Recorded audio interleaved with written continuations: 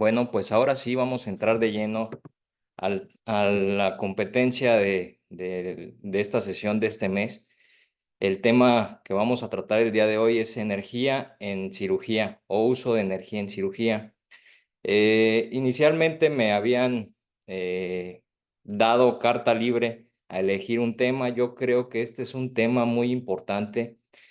Y lo digo, lo hablo por mi experiencia. Generalmente, cuando yo empiezo mi formación en cirugía, el tema, pues lo conocía de una manera muy somera, pero a final de cuentas, en la práctica día a día, tenemos que ser responsables y conocer un poquito más a fondo sobre el tema, ya que es un tema muy importante, es una modalidad de cirugía que utilizamos todos los días y que compete a todos los que estamos dentro del quirófano.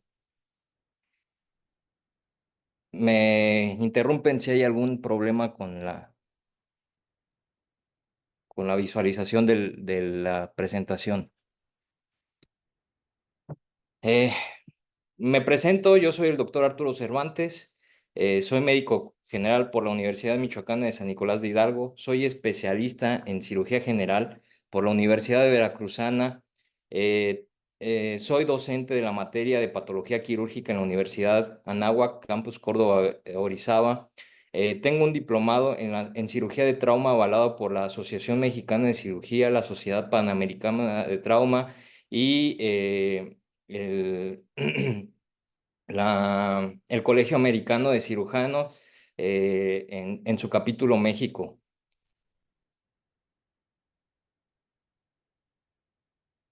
Debo de confesar que no hay ningún conflicto de interés en esta plática. El motivo de esta plática eh, meramente educacional. ¿Y cuáles son los temas a tratar? Bien, vamos a hablar sobre energía o uso de energía en cirugía. Específicamente abordé el tema de electrocirugía porque es el tema que más frecuentemente se usa en los hospitales del día a día. Es realmente difícil que en una cirugía no se utilice la electrocirugía. Es una modalidad que se utilizan pues, en la mayoría de cirugías, al menos en cirugías en las cuales se ingresa a cavidad. Es una modalidad que es indispensable. Eh, Como antecedente histórico, es un tema relativamente nuevo comparando o tomando en referencia pues que el uso de la cirugía o el antecedente de la cirugía, al menos desde que se hace de manera profesional, que es por allá del siglo, hace unos 2 o 3 siglos, más o menos en los años a finales de 1800, se utilizaba el corte frío y el uso de energía o el corte con energía se utiliza a partir de más o menos en los años 1926, 1928, que es cuando dos profesionales, que es el neurocirujano, el doctor Harvey Cushing, y el ingeniero biofísico William Bobby, desarrollan la unidad de diaterma moderna. Hay que recordar que ya se utilizaba el calor como método de cauterización. Más o menos se describe que en la época de Ambrose de Paré, en la época de las guerras civiles en Francia, se utilizaban a manera de cauterizar las heridas cuando sufrían los heridos y se realizaba alguna amputación, se utilizaba aceite caliente para cauterizar esa herida y para prevenir las infecciones. Entonces, si nos damos cuenta que ya tiene más o menos como unos 2 o 3 siglos haciéndose una práctica más formal de la cirugía hasta la época actual en la que es una práctica profesional. Entonces, el uso de la electrocirugía no es tan antigua, ¿sí? Como la cirugía en sí. Entonces, bien, lo primero que tenemos que definir qué es la electrocirugía y qué es electrocauterio, ¿sí? La electrocirugía es el flujo de corriente a los propios tejidos donde se produce el calentamiento y la destrucción localizada. Sin embargo, la electrocirugía necesita de 4 principios o 4 variables, que es el generador, el electrodo activo, el paciente y el electrodo de retorno. A diferencia del electrocauterio, es una corriente eléctrica que pasa por un objeto metálico como una asa de alambre con una resistencia interna. Este paso de corriente caliente el asa, el flujo y la corriente se limitan únicamente al metal, que es el que se calienta y no penetra la energía eléctrica hacia el paciente, sino lo que se está obteniendo es energía térmica que se está aplicando sobre el tejido, a diferencia de la electrocirugía, que es una energía eléctrica que pasa a través del tejido del paciente por una resistencia y llega a un electrodo de retorno. ¿Sí? Hay que conocer los principios de la electricidad o tener conceptos un poquito más claros para poder comprender el adecuado funcionamiento y el uso de este tipo de modalidad de cirugía. La energía magnética, toda la energía magnética es bipolar. Sin embargo, la diferencia entre una energía monopolar y una energía bipolar la vamos a discutir un poquito más adelante. Los conceptos que hay que tener claros es el concepto de electricidad, que lo vamos a entender como un conjunto de fenómenos producidos por el movimiento e interacción entre cargas eléctricas positivas y negativas entre los cuerpos físicos. La corriente, que son flujo de electrones durante un tiempo determinado y su unidad de medida es el amperio. Hay 2 tipos de corrientes, hay corriente directa y corriente alterna. La corriente directa utiliza generalmente corriente positiva, mientras que la corriente alterna utiliza corriente negativa. Un circuito. El circuito es una ruta de flujo ininterrumpido de electrones que debe estar completa o cerrada para que pueda fluir la electricidad. La impedancia es la resistencia al flujo de la corriente y se va a medir con ohmios, o la unidad de medida son los ohmios. La tensión. La tensión es la fuerza que empuja la corriente a través de la resistencia y su unidad son los volts o los voltios. El primer cuestionamiento cuando utilizamos este tipo de energía es: ¿y por qué no se electrocuta el paciente cuando se utiliza este tipo de modalidad de cirugía? Y la clave está precisamente en la frecuencia. La frecuencia de onda o la frecuencia se va a definir como los ciclos por segundo, y la unidad medida de la frecuencia van a ser los hertz. Hay que tener en cuenta que las altas frecuencias generalmente ofrecen poca resistencia al cuerpo, mientras que las bajas frecuencias ofrecen mucha resistencia o impedancia al cuerpo. Por lo tanto, las frecuencias bajas van a causar daños e inclusive pueden ser letales, mientras que las altas frecuencias pasan sin resistencia a los tejidos. Entonces, la unidad, para que nos demos una idea, los equipos electrodomésticos utilizan alrededor de 60 Hz, mientras que el músculo y los nervios cesan la estimulación o dejan de estimularse a frecuencias de 100 kHz. Los equipos de electrocirugía, ya casi todos los equipos de electrocirugía este, están diseñados para tener frecuencias mayores a 200 Hz, que llegan aproximadamente de 200 a un poquito más de 200 kilohertz. Y aquí la importancia es que son medidas muy, muy altas. Eh,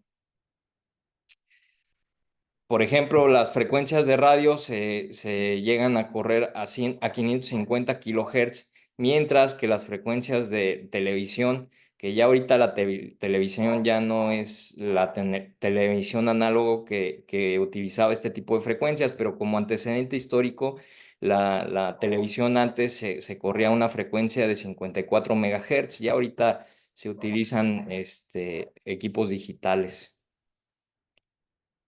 Bien, la electrocirugía, vamos a tener 2 tipos de electrocirugía: la energía monopolar y la energía bipolar. Hay ciertas ventajas y desventajas, y hay ciertas características de cada tipo de energía. Vamos a hablar primero sobre la energía monopolar. Bien, la energía monopolar es el principio de la electrocirugía, en el cual tenemos un generador, tenemos una corriente, tenemos una corriente que va a salir por un electrodo de electrodo activo. Vamos a tener una impedancia, una resistencia que esta nos la va a generar el paciente y vamos a tener un electrodo que va a recibir la corriente para así cerrar el circuito y tener un circuito cerrado en el cual la energía fluye libremente sin ocasionar un daño al paciente, ¿sí? Hay que recordar que utilizamos altas frecuencias y la tensión o el generador de tensión, pues nos va a dar diferentes modalidades.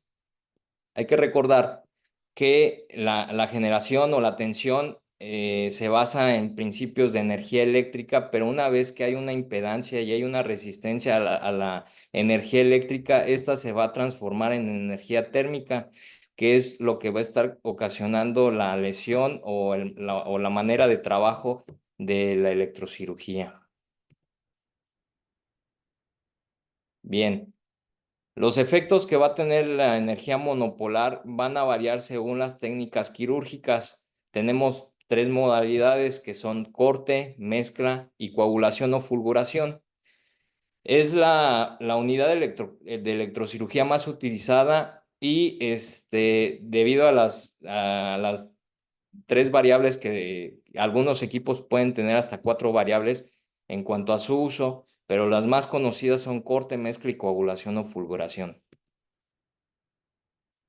En cuanto al corte, el corte va a generar poca o ninguna hemostasia. La forma de onda es de baja tensión, ¿sí? De tal manera que esta baja tensión puede presentar una concentración de corriente máxima y el modo de corte va a requerir menos tensión, que va a oscilar más o menos de entre 1350 y 4000 volts. Se puede utilizar un ciclo de trabajo al 100%, es decir, que si nosotros oprimimos el botón de corte, nos va a dar corte mientras estemos oprimiendo el botón, no se nos va a interrumpir la energía. Y la manera en la cual va a funcionar el corte es por vaporización, a vaporizar el agua y va a explotar a las células. La modalidad mezcla, aquí, como vemos, hay una alternancia en cuanto en cuanto a las frecuencias. Va a utilizar 50 y 50, es decir, 50% corte y 50% coagulación. Estas mezclas pueden ser variables de acuerdo al usuario. El usuario las puede modificar. Y la diferencia entre corte y mezcla es la cantidad de tiempo que se va a activar la corriente. Va a combinar, como les había comentado, la modalidad de corte y coagulación, y los ciclos de trabajo van a ser 50% activo y 50% inactivo. Esto se puede modificar. El mecanismo de acción de este tipo de energía es igual que el anterior. Va a vaporizar el agua y explotar las células. En cuanto a la coagulación y fulguración, esta no va a producir una onda constante, ¿sí? Son frecuencias oscilantes y con cierto tipo de interrupción. Eh, el mecanismo de acción de la coagulación va a desnaturalizar las proteínas de las células y va a formar coágulos y sellados de vasos pequeños. La tensión de pico a pico es de 3000 a 9000 volts y va a depender del modo seleccionado. También aquí podemos modificar la cantidad de coagulación. Esto lo podemos modificar y van a ser diferentes de acuerdo al tipo de equipo, pero el principio es el mismo.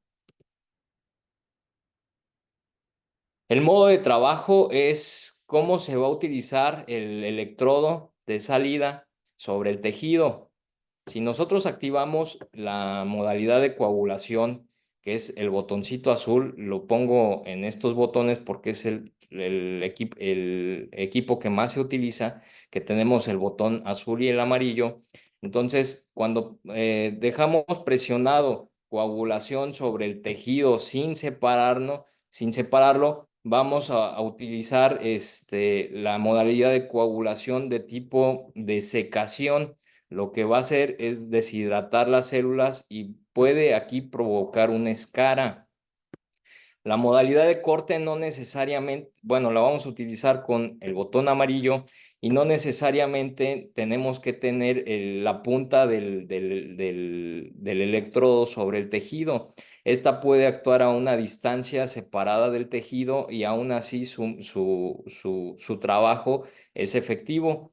Eh, Aquí lo que vamos a utilizar es la vaporización. Entonces, el tejido se empieza a evaporar y después explota.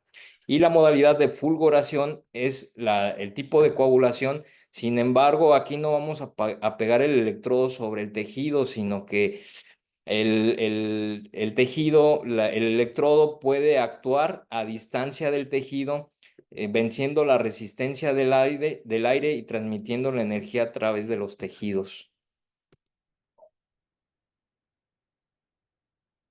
En cuanto a la modalidad de fulguración, tenemos otros tres modos, que es la coagulación de tejido blando, la coagulación forzada y la coagulación en spray. La diferencia que vamos a tener básicamente es la cantidad de energía que se va a utilizar para vencer las resistencias, es decir, la impedancia. Para tejidos blandos se utilizan menos de 200 volts, para la coagulación forzada más de 600 volts y para la modalidad de spray o coagulación por spray más de 1000 volts, ¿sí?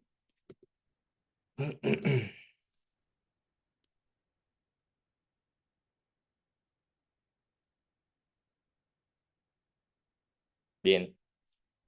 La diferencia entre el corte, coagulación y mezcla, pues va a depender del tipo de modalidad que utilicemos, ¿sí? Obviamente en la calidad de corte, utilizando la modalidad de corte, el corte es más nítido, mientras cuando vemos una mezcla, el corte sigue siendo nítido, pero aquí ya tenemos la ventaja de utilizar coagulación de pequeños vasos, mientras que en la modalidad de coagulación, la principal ventaja es que vamos a desnaturalizar las proteínas y vamos a poder sellar vasos pequeños. Hay que recordar que los vasos mayores de 5 milímetros siempre estamos obligados a ligarlos. En vasos menores de 5 milímetros son los únicos que sí podemos utilizar uso de dispositivos de energía para una hemostasia efectiva. Pero el uso de estas tecnologías tiene un inconveniente, que es la dispersión térmica. Dependiendo de la cantidad de energía que se aplique sobre el tejido, la dispersión térmica puede ser corta o puede ser muy grande. Y obviamente cuando utilizamos coagulación, la dispersión térmica sobre el tejido va a ser muy, muy amplia. Entonces, lo más recomendable es que utilicemos la menor cantidad de energía posible para tener el mejor resultado. Es muy controvertido el uso de energía indiscriminada, entonces podría traducirnos en complicaciones futuras para el paciente si utilizamos el uso de energía indiscriminada. Hay algunas variables que nos van a modificar la efectividad de la electrocirugía. Uno es el tiempo, dos es el tipo de electrodo, tres es la técnica que vayamos a utilizar con el electrodo, la cuatro es la capacidad del generador y cinco el tamaño de paciente. Estas son las variables que nos van a modificar los resultados sobre el paciente. No es una receta que todos los pacientes, por ejemplo, necesiten la misma cantidad de tiempo, la misma cantidad de energía, o utilicen la misma almohadilla o pad, o que se vaya a utilizar el mismo electrodo de salida. Cuando hablamos del tiempo, es especialmente importante señalar que cuanto más tiempo se le aplica la corriente, mayor es la dispersión térmica. La duración y la administración de la energía va a determinar el efecto del tejido, y si la activación es excesiva, los daños serán más extensos y profundos. Si la duración es insuficiente, tal vez el efecto pues, sea menor al esperado o al deseado. Entonces, eso nos puede traducir también a que si utilizamos la modalidad coagulación y lo utilizamos en un periodo muy breve, entonces esto nos pueda generar un sangrado posoperatorio o formación de hematomas.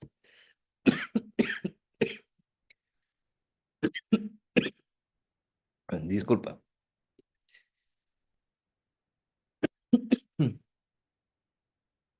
En cuanto al tipo de electrodo,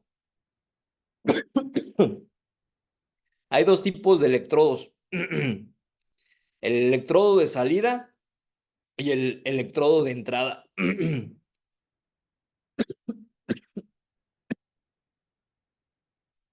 El electrodo de salida es por donde por donde va a salir la energía que va a atravesar el cuerpo, y el electrodo de recepción o el electrodo o la almohadilla o el pad que va a recibir esa energía que se va a transmitir hacia el cuerpo va a variar de acuerdo a su tamaño.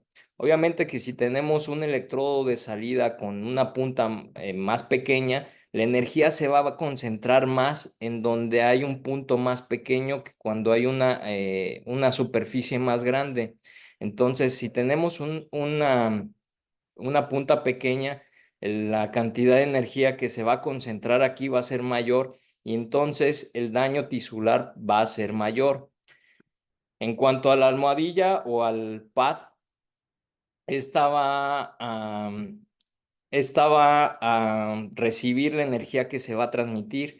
Obviamente necesitamos que la almohadilla sea más grande que el generador de energía, porque una vez que la energía empieza a atravesar, se tiene que distribuir por el cuerpo, y la almohadilla o el pad va a absorber o va a recibir esa energía que se está transmitiendo por el cuerpo, de tal manera pues que entre más grande sea, mejor es el resultado para evitar lesiones en el paciente. En cuanto a las técnicas de manipulación, ya lo habíamos comentado un poquito más atrás, me adelanté un poquito, pero básicamente es la vaporización, que es por el tipo de corte, en el cual no es necesario tener la punta del electrobisturí sobre el tejido. La fulguración, que es el uso de coagulación a distancia sobre el tejido. Y la desecación, que es cuando apoyamos la punta o la mayor superficie del electrobisturí sobre el tejido a trabajar.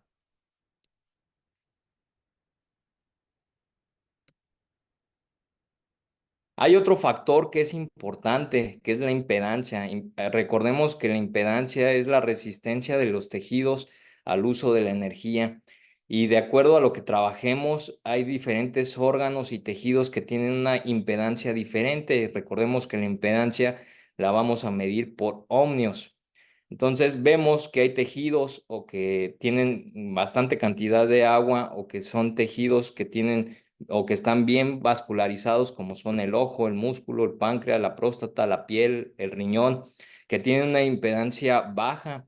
Al contrario, a tejidos que tienen menor cantidad de agua o que tienen mayor cantidad de aire, por ejemplo, el pulmón, las adherencias, las cicatrices, que tienen la impedancia más alta registrada en los tejidos.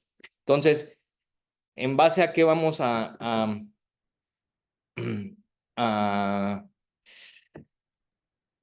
a poner nuestro equipo a trabajar? Pues en base al tejido sobre el cual vamos a trabajar, ¿sí? Como les vuelvo a repetir, no hay por qué tener, por ejemplo, siempre que vaya yo a operar de costumbre, pues un paciente necesite 30 y 30 y lo dejemos ahí, este para trabajarlo indiscriminadamente sobre todos los pacientes, sino que estas frecuencias se tienen que modificar de acuerdo o se deberían de modificar de acuerdo al tipo de tejido sobre el cual vamos a trabajar. En cuanto a la energía bipolar, que la única diferencia en el recuadro, en el esquema superior, el tipo de energía que se está utilizando es una energía monopolar en el cual hay un generador, hay un electrodo de transferencia, hay una impedancia que es el paciente y hay un electrodo de recepción en el cual se cierra el circuito. La diferencia en la energía bipolar es que el recorrido de la energía sobre el tejido es mínimo, ya que la energía solamente se transmite entre el espacio que se pinza en medio del instrumento de trabajo. Regularmente o casi siempre todos los instrumentos bipolares son pinzas. Entonces, el electrodo activo y el de retorno están siempre en el instrumento. El flujo de energía está confinado únicamente a las pinzas que se encuentran trabajando sobre el tejido y las tensiones son bajas que van de 300 a 1200 volts.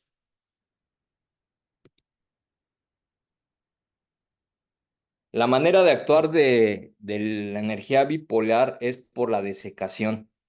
Como vemos, hay un pinzamiento del tejido, hay una aplicación de la energía y la transmisión de energía únicamente se va o se recorre únicamente entre el electrodo de entrada y el electrodo de salida, en el cual hay una desecación, es decir, se empieza a deshidratar la célula hasta que, pues, si aplicamos demasiada energía, pues podemos causar el carbonizamiento del tejido. Entonces, hay ciertas prácticas recomendadas para mejorar los resultados y para prevenir problemas y accidentes con el uso de energía. Lo primero que tenemos que saber es que hay un manual de usuario para cada tipo de aparato.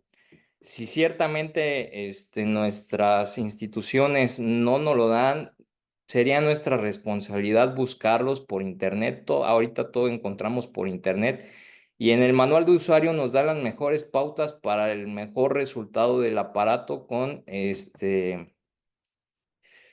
aspectos de seguridad esenciales que se tienen que tomar en consideración antes de utilizar el equipo. ¿Y esto por qué lo digo? Si bien es cierto que ya es habitual que todos los hospitales tengan equipo de electrocirugía, hay muy poca capacitación sobre el uso de este tipo de energía. Entonces me ha tocado ver algunos errores que son meramente errores de omisión porque ciertamente no nos damos tiempo de revisar los manuales de usuario y esto nos puede aclarar ciertas dudas y nos puede mejorar los resultados, así como prevenir accidentes con el uso de este tipo de aparatos.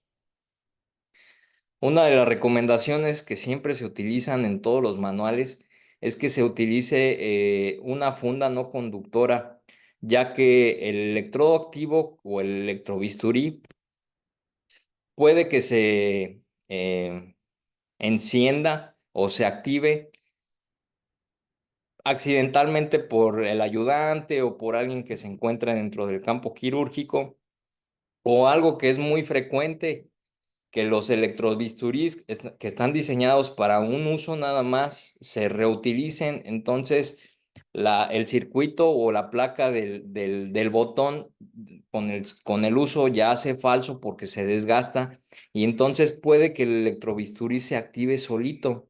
Entonces lo más recomendable es utilizar una funda no conductora para que cuando el electrobisturí no esté en uso, siempre esté en la funda conductora para que no existan riesgos de que o se dañe el paciente o se puede dañar el personal mismo, el equipo quirúrgico. Hay otras cuestiones también que hay que aclarar. Cuando tenemos equipo, hay que tratar de utilizar el equipo recomendable o recomendado que se diseña para el equipo por el cual fue pensado. No es recomendable estar intercambiando piezas. Lo más recomendable es que si vamos a utilizar puntas aislantes, hay que utilizar las puntas aislantes que están aprobadas por el fabricante. No está bien que nosotros estemos utilizando, por ejemplo, catéteres de goma roja.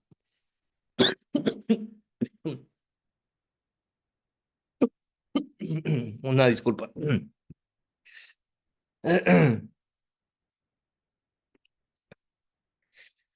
No es bueno que utilicemos catéteres de goma roja como sondas de Nelaton para aislar las puntas. Ya hay puntas que vienen aisladas.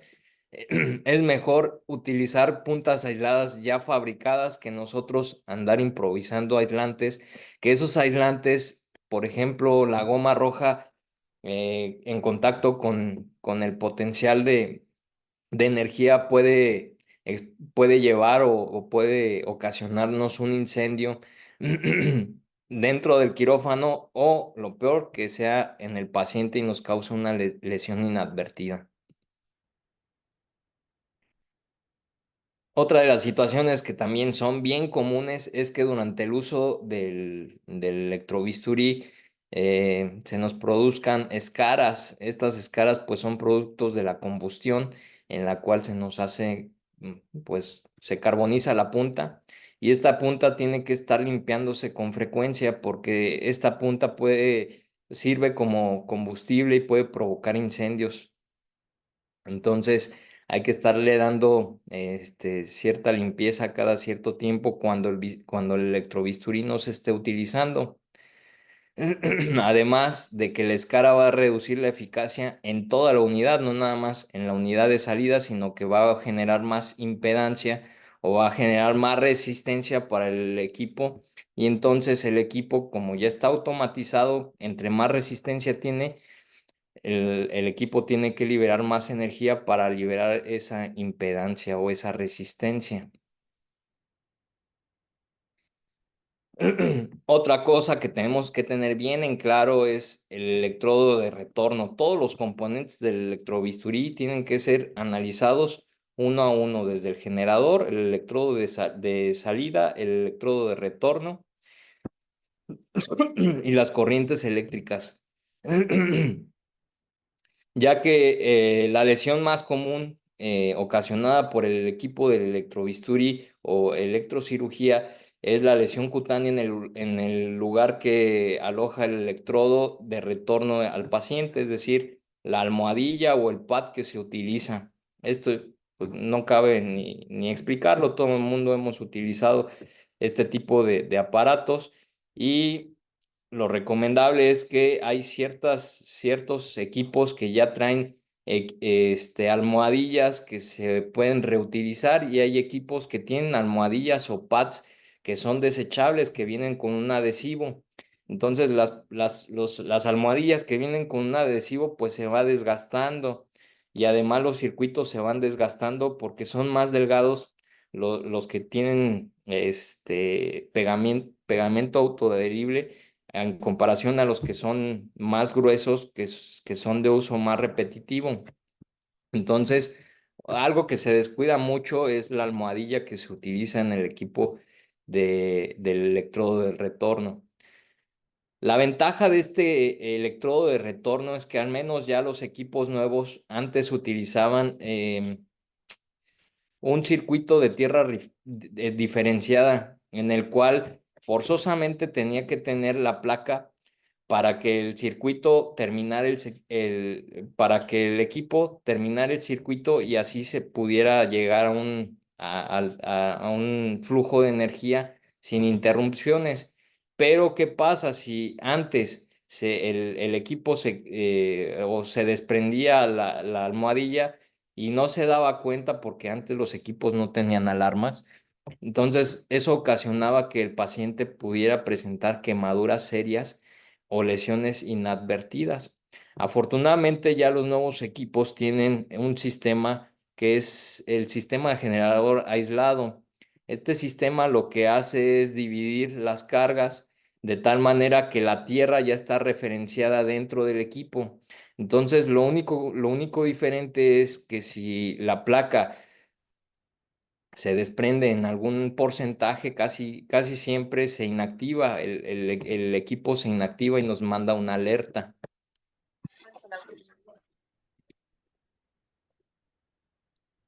¿En dónde deben de colocarse las superficies, las almohadillas o los pads?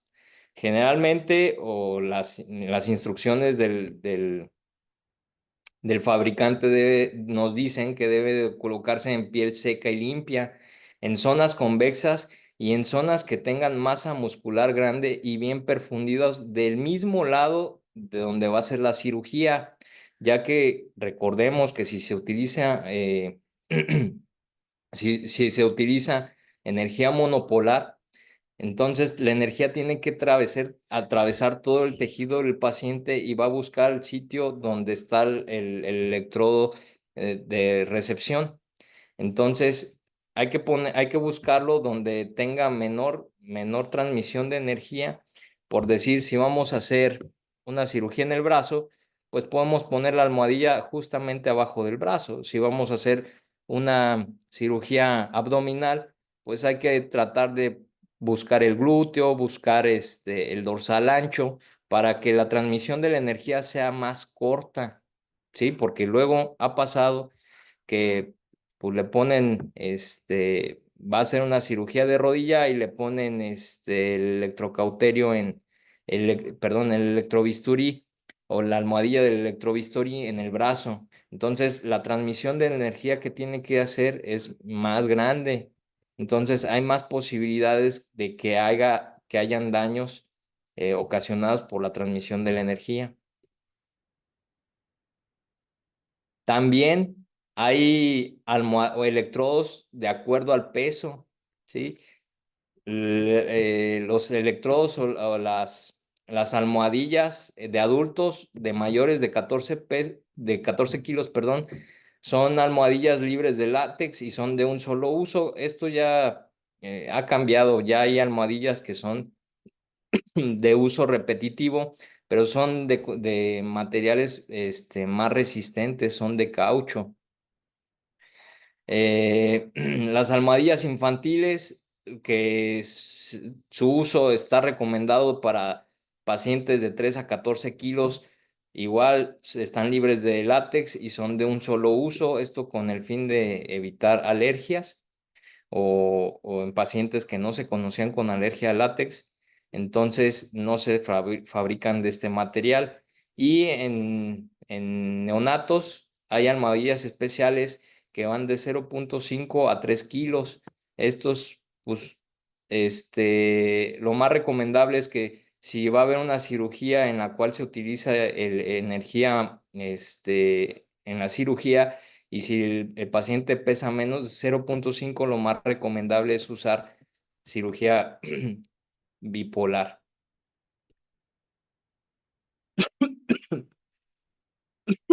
Otra de las situaciones que hay que tener en consideración es que la mayoría de nuestros pacientes o vienen con vendas o vienen con medias. Entonces hay que cuidar de poner las almohadillas o los pads en un sitio en el cual no intervengan o interfieran con las vendas o con las medias de compresión, ya que estas van a aumentar la temperatura en el lugar de la placa, va a aumentar la impedancia en el lugar de la placa y una concentración de corriente con acumulación de calor. ¿Sí? Entonces, esto nos puede elevar la temperatura de la placa y también nos puede causar daños en el paciente. Después de que se ha utilizado el equipo, hay que retirar el electrodo de retorno lentamente, sosteniendo el tejido subyacente. Hay que retirar el tejido, y observar. Hay que, hay que retirar la almohadilla y hay que observar la piel bajo la placa. Hay que tomar nota del aspecto de la zona en el cual se puso la placa. Lo normal es que pues, no se produzca ninguna lesión, pero en caso de que veamos que empiezan a haber cambios cutáneos, entonces lo más recomendable es retirar el equipo.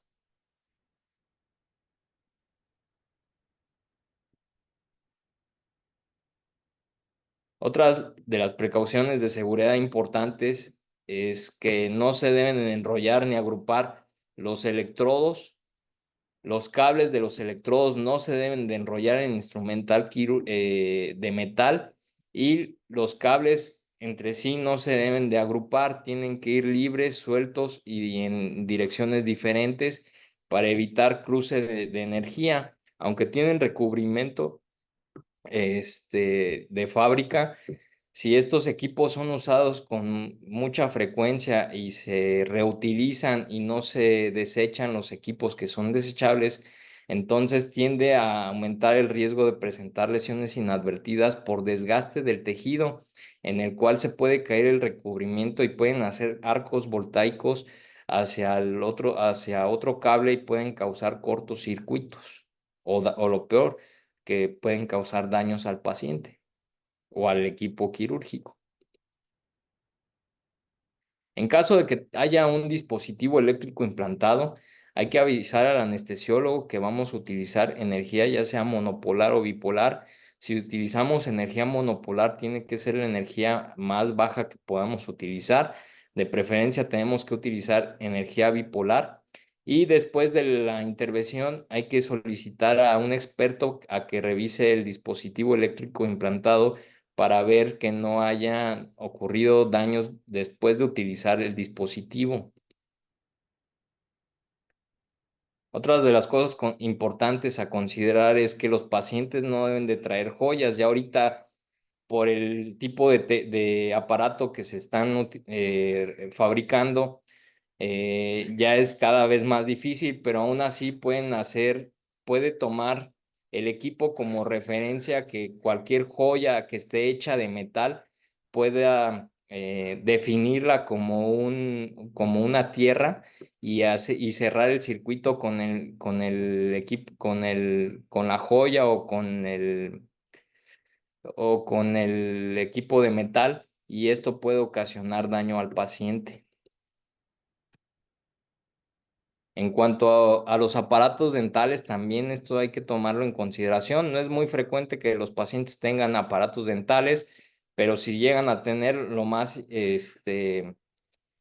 prudente es que hay que evitar el contacto directo con todo tipo de aparatos metálicos, cubrir la ortodoncia si es posible con protectores dentales, que hay protectores de goma y de silicona, y si es posible, pues hay que utilizar energía bipolar.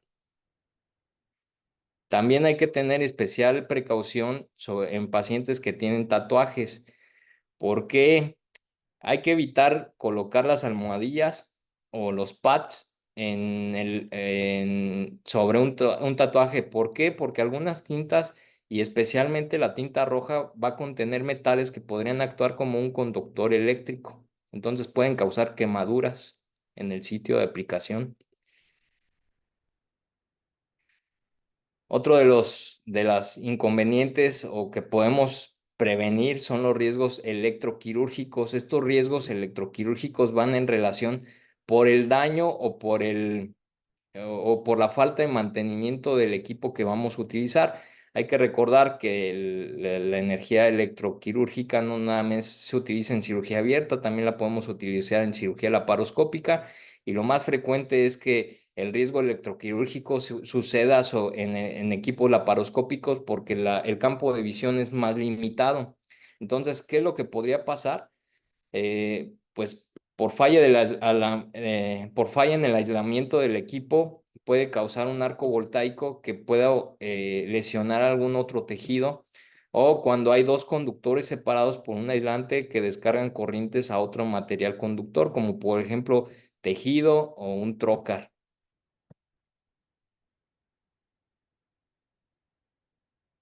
Mm, Es importante también señalar que este tipo de energía produce algo que es el humo quirúrgico, que es algo indeseado en la cirugía electroquirúrgica, pero pues hay que saber lidiar con él.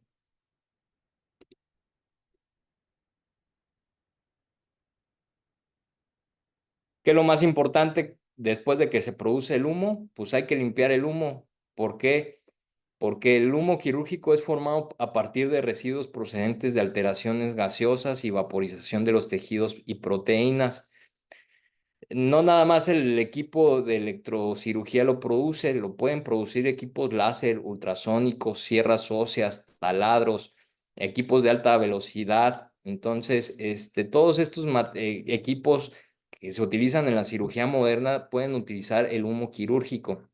Y es importante poder lidiar con el humo quirúrgico. ¿Por qué es importante lidiar con el humo quirúrgico? Bueno, pues se sabe que a los 5 minutos de activación electroquirúrgica, la concentración de partículas de humo en un quirófano pueden elevarse de 60,000 a 1 millón de partículas por pie cúbico. Entonces, en 5 minutos las concentraciones es altas en todo el quirófano. Para poder mejorar las condiciones de este humo ocasionado, hay que tener en cuenta que el quirófano debe estar bien ventilado.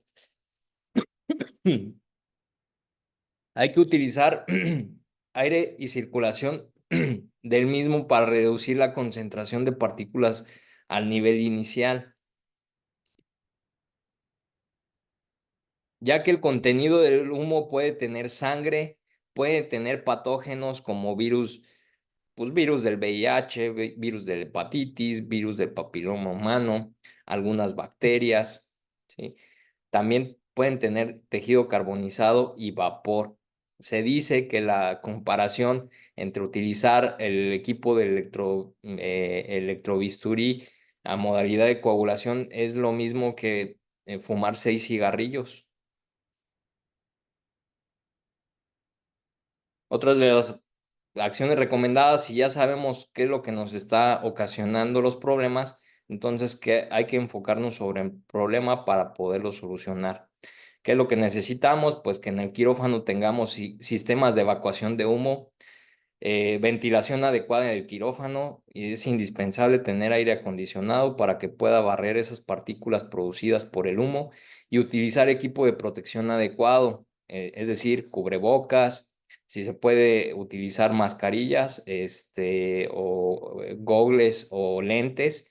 Es importante no utilizar lentes de contacto durante la cirugía con electrocirugía, ya que el equipo, el lente de contacto no se puede eliminar las partículas que se quedan adheridas al lente, entonces es más frecuente que se queden por más tiempo en el lente. Y lo más importante, tener la información adecuada, ya que sin la información, pues no podemos ser conscientes de que es algo que nos puede causar daño. Entonces, teniendo la información, podemos actuar sobre un problema que nosotros mismos podemos ocasionar. Y ya en la cirugía en general, a estas alturas, es muy difícil que se haga cirugía únicamente con corte frío. La, pues al menos en todos los hospitales que he estado, en algunas rotaciones que fui cuando era residente, en todas las cirugías ya se utiliza cirugía con equipo de electrocirugía y algunas otras modalidades, el láser argón, ultrasónico. En resumen, vamos a tener ciertas ventajas con el equipo de electrocirugía. Las ventajas es que el corte puede ser más nítido. Además de el mismo equipo nos puede dar hemostasia en vasos que son menores de 5 milímetros. Y nos agilizan la cirugía, hace que la disección de los tejidos sean más rápidos, con un mejor control del tejido. Sin embargo, también tenemos desventajas.